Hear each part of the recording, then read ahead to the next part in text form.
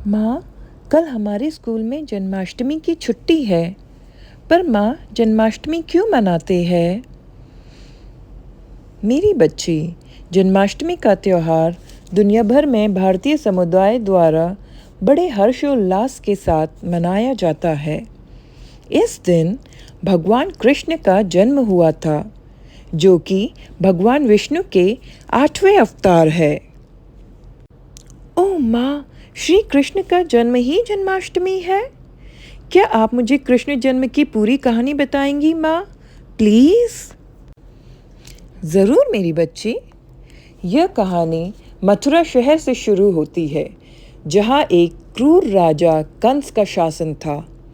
उसकी एक बहन थी, देवकी, जिसका विवाह वासुदेव से हुआ था। विवाह के पश्चात कंस देवकी और वासुदेव को रथ से ले जा रहा था। तभी अचानक आकाशवाणी हुई, हे कंस, तेरी बहन देवकी का 8वां पुत्र ही तेरी मृत्यु का कारण बनेगा। यह सुनकर कंस डर गया और उसने अपनी बहन को मारने के लिए तलवार निकाल ली। वासुदेव ने कंस से विनती की कि वह देवकी को न मारे और वादा किया कि उसके सारे बच्चों को वह कंस को सौंप देगा। कंस मान गया, लेकिन उसने देवकी और वासुदेव को कारागार में डाल दिया। वासुदेव ने अपने वचन के अनुसार अपने पहले 6 बच्चों को एक एक करके कंस को सौंप दिया और कंस ने उन सभी बच्चों को एक एक करके बेरहमी से मार डाला। जब देवकी 7वीं बार गर्भवती हुई, तो उनके गर्भ में पल रहा बच्चा चमत्कारी रूप से वासुदेव की दूसरी पत्नी रोहिणी के गर्भ में चला गया, जो कि गोकुल में रह रही थी। आखिरकार वह समय आया जब देवकी 8वीं बार गर्भवती हुई। कंस अपनी मृत्यु की भविष्यवाणी को लेकर बहुत सतर्क था। आधी रात को जब घंघोर वर्षा हो रही थी, देवकी का 8वां पुत्र पैदा हुआ। बच्चे के जन्म लेते ही कारागार में दिव्य प्रकाश फैल गया। बच्चा अपने माता पिता के सामने चतुर्भुज रूप में प्रकट हुआ और बताया कि वो भगवान विष्णु का अवतार है।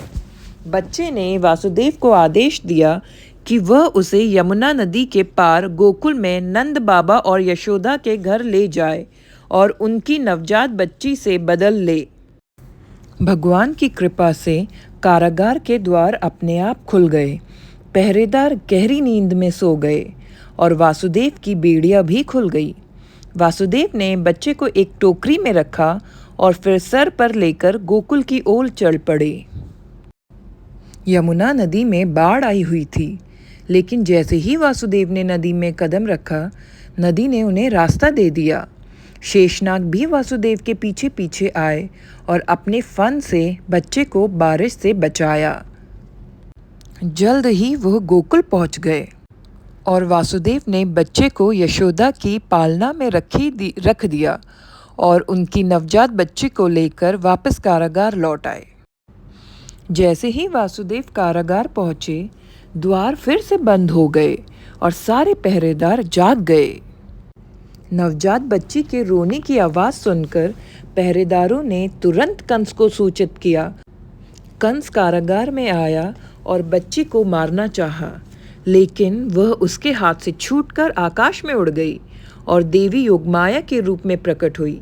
देवी ने कंस से कहा, ए मूर्ख कंस, तुझे मारने वाला तो पहले ही जन्म ले चुका है और वह सुरक्षित है। यह कहके देवी अंतर्ध्यान हो गई। इधर गोकुल में नंद बाबा और यशोदा के घर में एक नए बच्चे के जन्म की खुशी मनाई जाने लगी, जिसका नाम उन्होंने कृष्ण रखा। कुछ वर्ष बाद श्री कृष्ण ने कंस का वध करके अपने माता देवकी और पिता वासुदेव को कारागार से मुक्त किया। अरे वाह माँ, श्री कृष्णा तो अद्भुत है। हरे कृष्णा कृष्णा कृष्णा हरे हरे।